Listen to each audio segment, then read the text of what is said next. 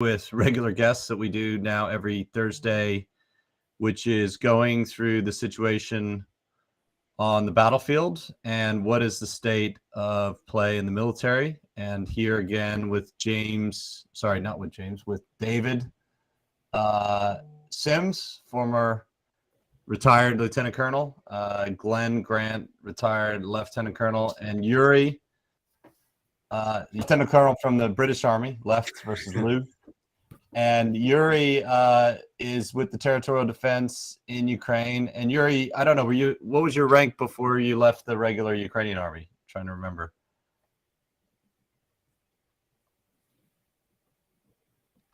Lieutenant.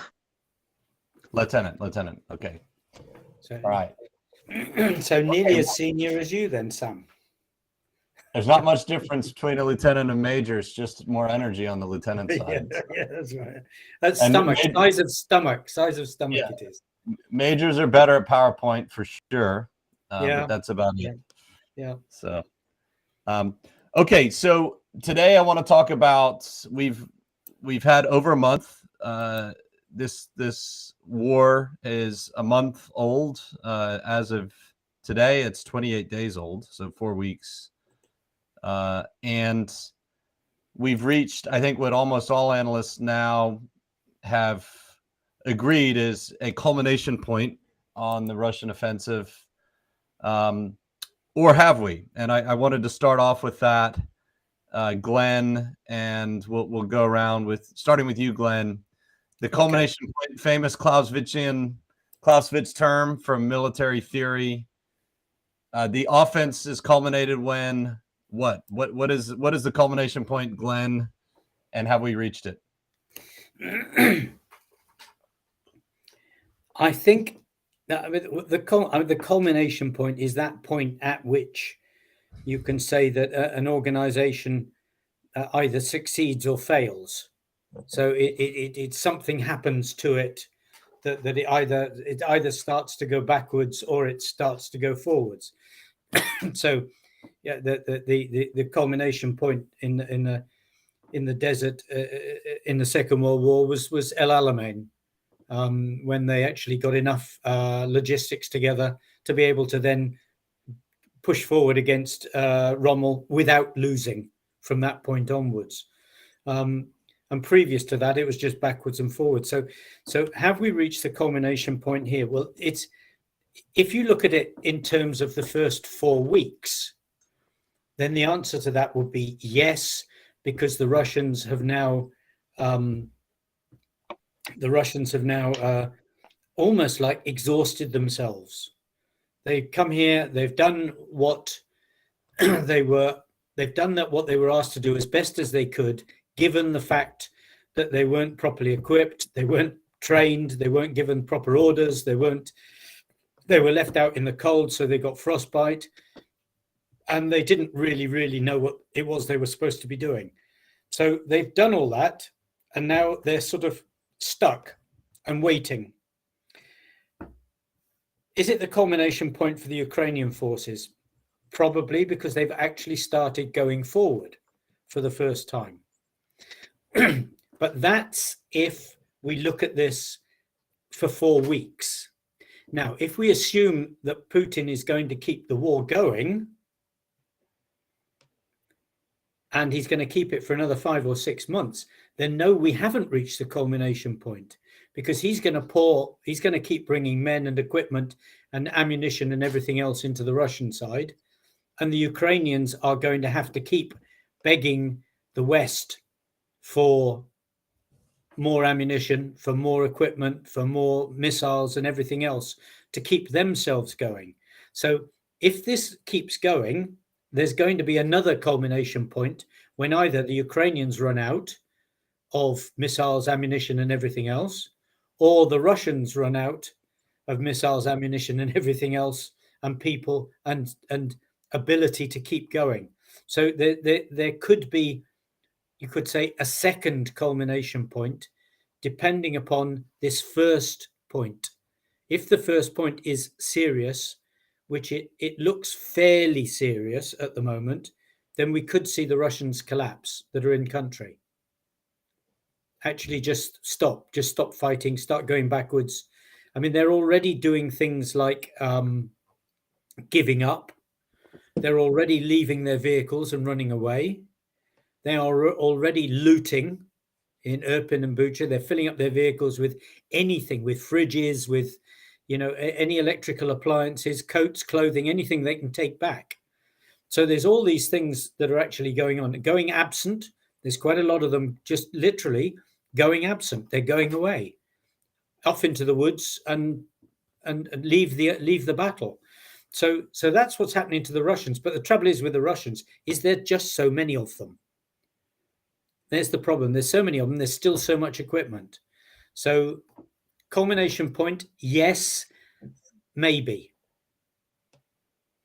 Okay. So that's the first 4 weeks of the war. The original offensive has definitely culminated, which it seems that people are digging in outside of Kiev. In fact, there's a lot of Ukrainian counterattacks, which we'll get to in a moment here.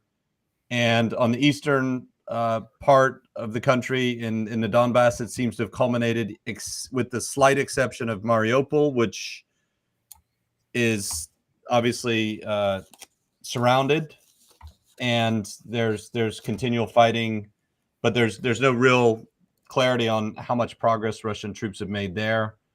And it seems like the troops south of Kryvyi Rih, which is on the other side of the Dnieper River, are trying to push forward but haven't made a lot of progress. So the other thing you talked about, Glenn, which was very prescient a couple weeks ago, was the impact of the cold. A lot of soldiers are reported in the Russian army to have had frostbite, and that really affected their ability, especially in the south. And they've got no medical cover, so they've absolutely got nothing they can do with them. And this is, as you've mentioned, that one of the other things is that those with serious injuries, a large amount of them are dying because there's no proper medical support, and because they don't care. There's no care. Unlike the Ukrainians, if someone's injured, they do their absolute level-headed best to get that person to hospital as quickly as possible. The Russians will often just leave someone there. And you can imagine, you leave them there 1 hour in the cold and they're dead if they leave them there at night.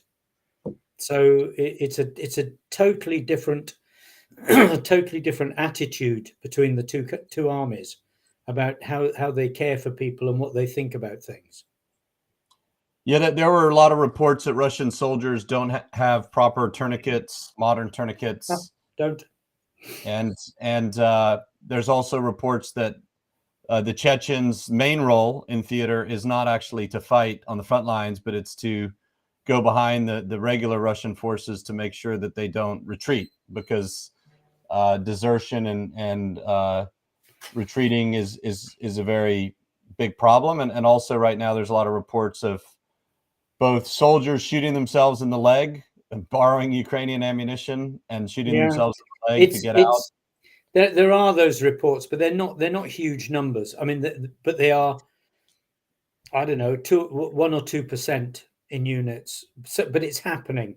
And the thing about it is these things tend to be they tend to be catching. It's like a disease. Well, if people actually realize, it works, then it, more will start doing it. But I mean, if you're looking at a 500-man unit, if 15 people do it, that's not a huge amount at the moment. But it's when you add it to all the other things that they're doing, then it then becomes a significant part of the human capital loss from that unit. Mm-hmm. Dave, from what you've seen, what do you see in terms of the offensive momentum? Has it completely stalled on the Russian side? And remember, Glenn, there were 2 battles of El Alamein, so there were certainly 2 culmination points. The second battle of El Alamein. Yeah. A little bit of this. The one with Montgomery. Exactly. The second one was better than the first for the Yeah, for the absolutely. Yeah. David. Yeah. So, I wrote down on my little sketch pad here, culmination, or is this transition for Russia? So you can look at it either way. It might just be a matter of definition, right? And linguistics. And I pulled out good combat Karl Clausewitz. Just a chat, book 7 is the attack, right? And I'm not a Clausewitz guy. I'm more of a Jomini guy, right? Because that's the American way of war. But what has their attack, has their momentum stalled? Absolutely. They haven't reached what they would define as a culminating point, because that would be success. But as on the other side, yeah, they've culminated because their resources are depleted, their morale is depleted, their command and control structure and networks are dysfunctional at best, and they're not moving forward.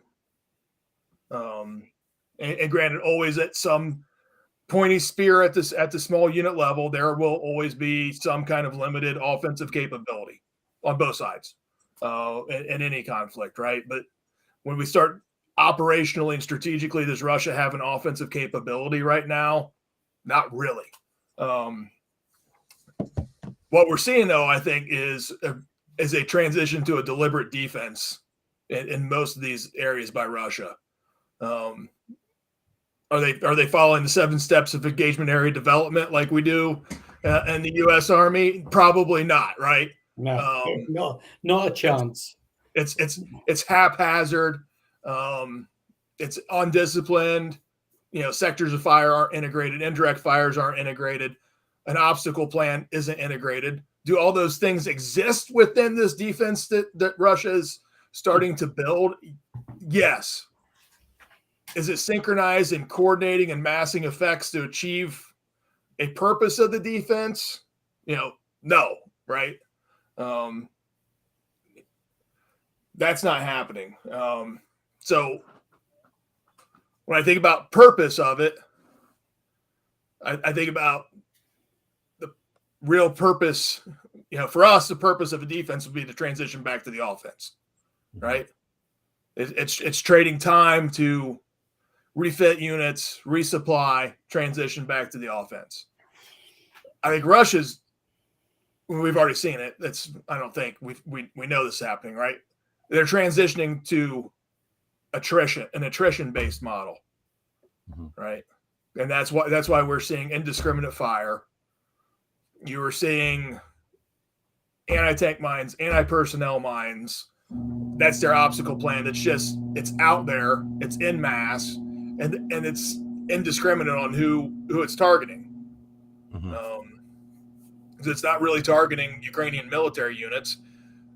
It tends to have the effect that civilians are hitting these obstacles that Russian units are emplacing, right? So their defense it's terrible. So if we had observer controllers from the U.S. National Training Center out there, they would fail, retrain. But it's a transition to an attrition-based model, which is rooted in terror tactics. So yes, I think the offense. Dave, I wonder with some of the defense in and around, say, Irpin and Bucha, whether it's defense or whether it's survival. Yeah, those are places they're not digging in for a defensive battle. They're digging in to stay alive. Yeah. Until something happens. In those places, absolutely, yeah, because they're about ready to be cut off. Yeah. Well, you're on the west of Kyiv, in Bilohorодka, and I know you probably have some contact. Have you heard anything about exactly what the situation is with the military, the army troops, and the territorial defense north and west of you? So I think you're muted.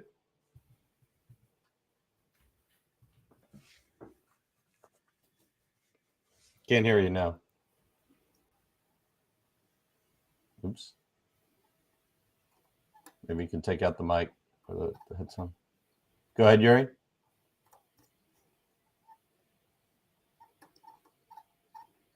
Can't hear you. Maybe you can try to reconnect. Hold on. No, you can't hear Yuri. All right.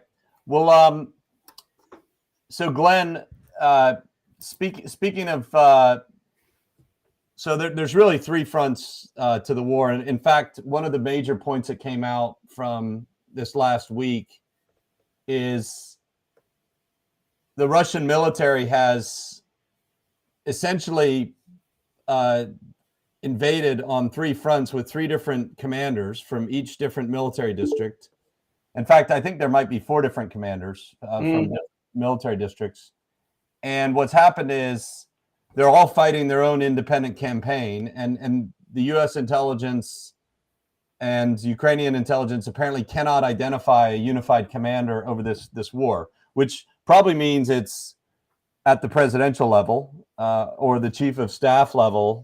That must be the only place where this is happening on a coordinated level. But those people obviously aren't on the front. They're back in Moscow, or at least that's what we think. So in that respect, we have the battle around Kyiv, where in the northwest, troops are in danger of getting surrounded. So they're in survival mode. Russian troops. Russian troops, yeah. And in the east of Kyiv, apparently the front lines have been pushed back at least 50 kilometers from the capital. So there's no longer any artillery that can reach, maybe some long-range rocket systems. And so that's the situation in Kyiv or around Kyiv.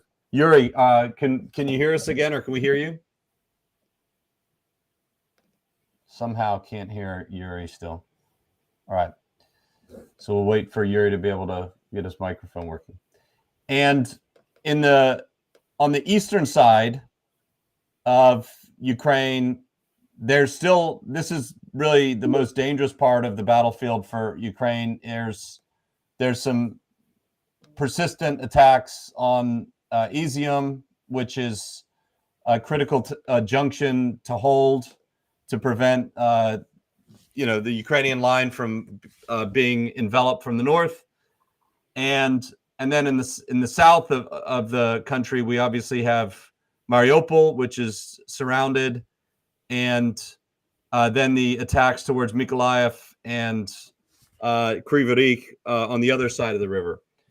And Kyiv is not going well. What are you seeing and hearing, Glenn, from the east around Kharkiv, Sumy? Well, Kharkiv and Sumy. I was talking to one of the journalists in Sumy, and he said it's better than survival. I mean, there are things in the shops getting through still. We only had half a conversation because the siren went and he had to run off to go and hide.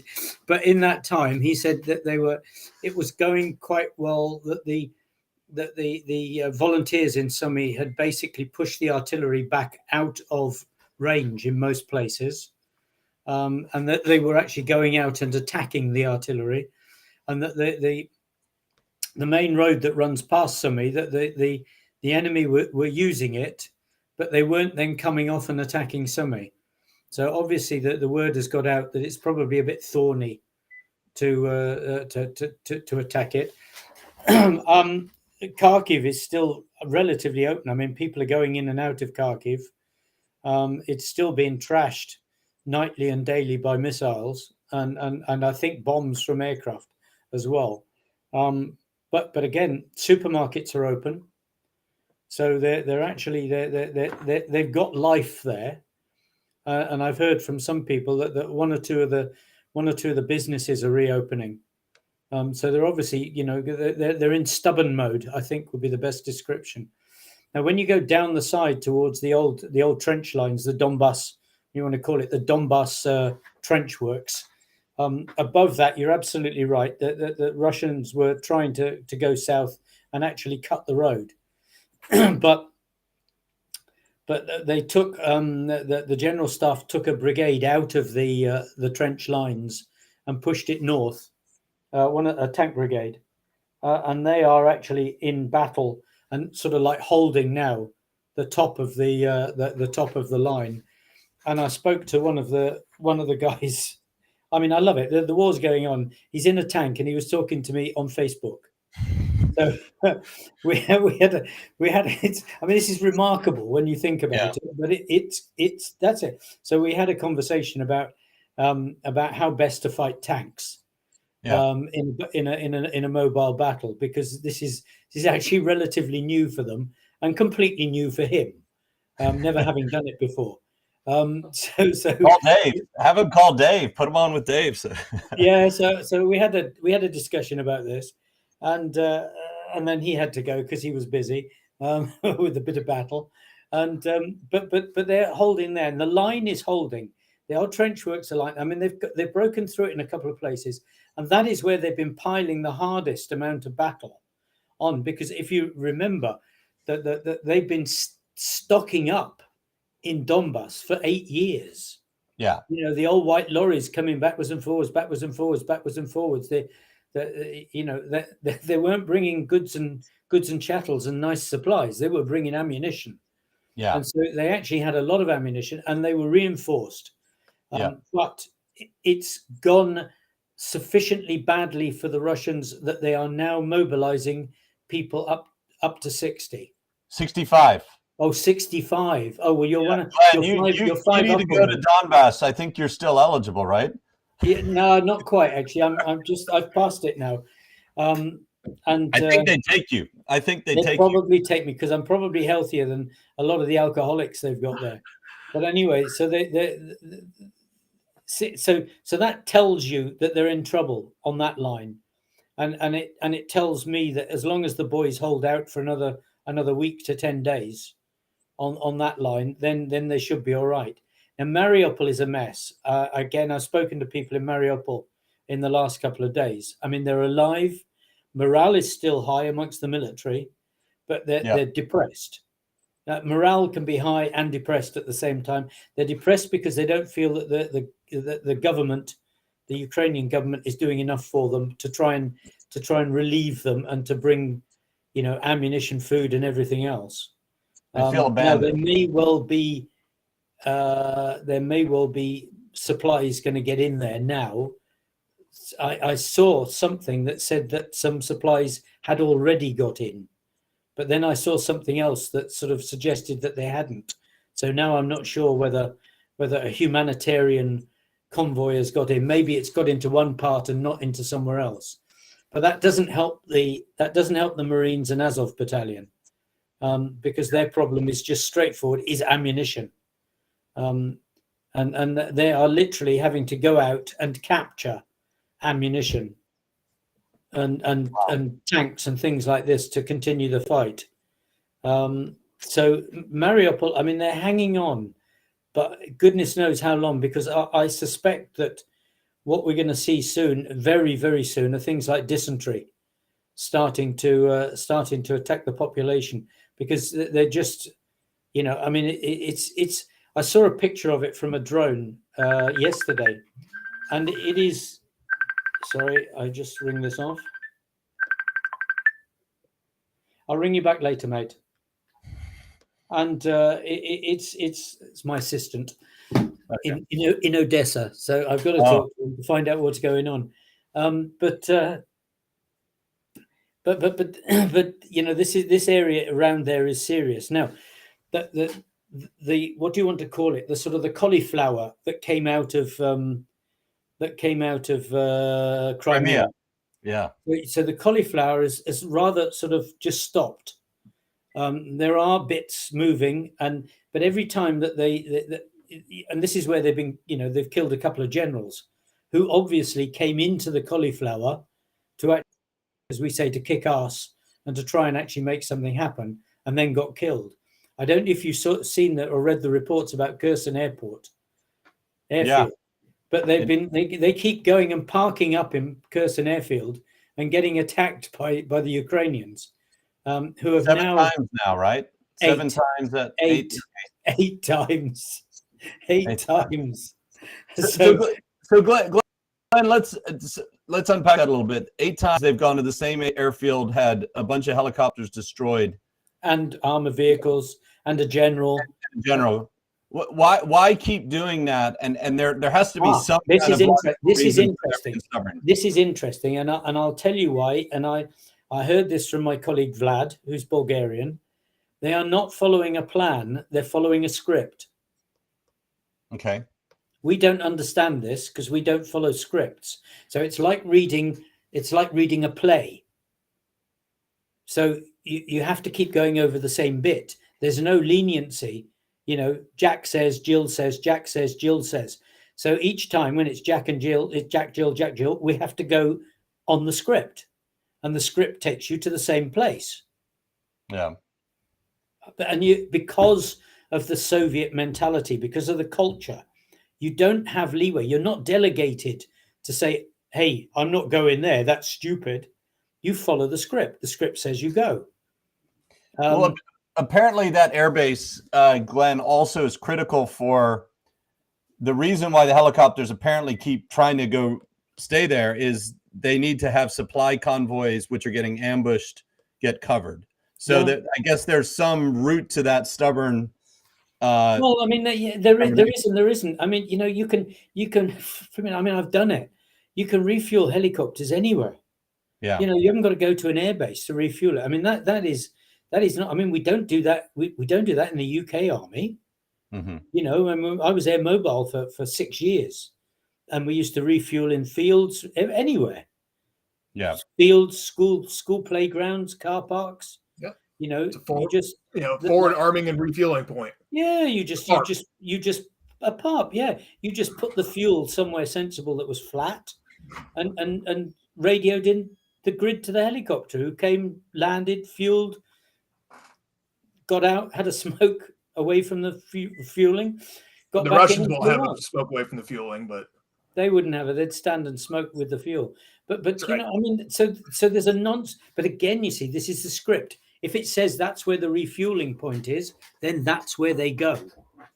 And you know, we can all say, okay, this is totally stupid, but it is. But this is how they work. Mm-hmm. And the reason that they work like this is because they don't exercise any differently. Mm-hmm. So when you see Putin sitting there with Shoigu and everybody else with their binoculars, and they're talking about watching the exercise, they're not watching the exercise. They're watching the script. That A goes in here, B comes from there, C flies over the top at 10 minutes past, D flies in at 11 minutes past and hits the left-hand target. Everybody goes home and we call it an exercise and say it was coordinated. But it wasn't. It was following the script. So that is why, sir. That is why. And this is why they keep going back down the same road into Irpin. When they they could actually try to go through Yuri's patch. Yuri, are you I still can't hear you. Hold on. Go ahead, try. No. Try without the headphones. Maybe without the headphones will work. Pull the plug out from the headphones. Pull the plug out. Yeah. Pull the plug out, Yuri. Yeah, I think that's not working. No. That's a pity. All right, so we've reached kind of a point in the military side where the Russian forces are obviously exhausted. They've culminated, and there's 3 ways out of this, as I see it, or as I think, you know, ultimately war is a political conflict. I mean, war is politics by other means, and the original objectives, Glenn and Dave, were regime change and occupation. Maximalist objectives, they call it, where Ukraine was not going to be able to exist as an independent state. Now that obviously, well, maybe it's not obvious to Russian leadership, but to everyone else, that's not going to happen. And the negotiations have even started to acknowledge that, at least at the lower level. Whoever Putin's sending are acknowledging that they have to negotiate with the Zelensky regime. But the French have come out and said they believe that the negotiations are simply a stalling tactic. And Glenn, you've mirrored the same thing. Yeah, I said that at the beginning. Yeah. And I'm not going to say on both sides, but certainly on the Russian side. I mean, the level of people sent have no authority to negotiate anything. So they might as well not, it's just discussions and having a nice day. They might as well not be there. Yeah. So really there's three major possibilities, and as I see it. One, we're coming up to the next group of conscripts that need to enter the Russian army on 1 April. They have to go through training. First of all, the mothers actually, and babushkas or whoever's going to bring them to the recruiting station, have to actually bring them. And the current conscripts that are supposed to leave the army on 1 April probably will get what we call stop lost, where you can't leave. And there's all kinds of creative solutions for the Russian forces to manufacture manpower without going to a draft. So, for example, there's reports of people who have high debts. Imagine if in America you have a bad credit score. They're offering you to wipe out your debts because your debts are worthless anyway with rubles by going into the army. Yeah, exactly. They're recruiting heavily in rural populations where people are more likely to join, offering, significant bonuses, going to Syria and asking for soldiers, which the Syrians so far haven't ponied up anything. I think they've said no. So yeah. And then the Belarus drama, the Lukashenko dance with Putin just seems to go on and on. Although Ukraine has predicted last week that Belarus would, in fact, invade Western Ukraine and try and cut the border area, which nobody thinks they'd make much progress. So it could either end after this culmination point in the negotiated settlement, but I think both sides are pretty far apart, or it could just turn into a war of attrition with President Putin just scraping the world for people who want to have a fight and want to come in and be part of this conflict on his side, from Middle East to some African countries to different parts of Russia. And I guess the third outcome could be a regime change within Russia, whether it's revolution from above. The war between Putin and the FSB seems to be heating up. I don't know if he's that happy with Shoigu and the generals either. And there could always be a revolution from below, like 1917, where people rose up and toppled the government from that. So let's talk about those three different possibilities, Glenn, David, and Yuri. If your sound works, we can bring you in. Well, I mean, that's taking the first one of the conscripts. I mean, if he gets them in on April the 1st, no matter what he does, he shouldn't be able to put them towards the front with less than a month's training. I mean, the less time that he brings them to the front, the quicker that he brings them to the front, the more disastrous will be the result when they get there.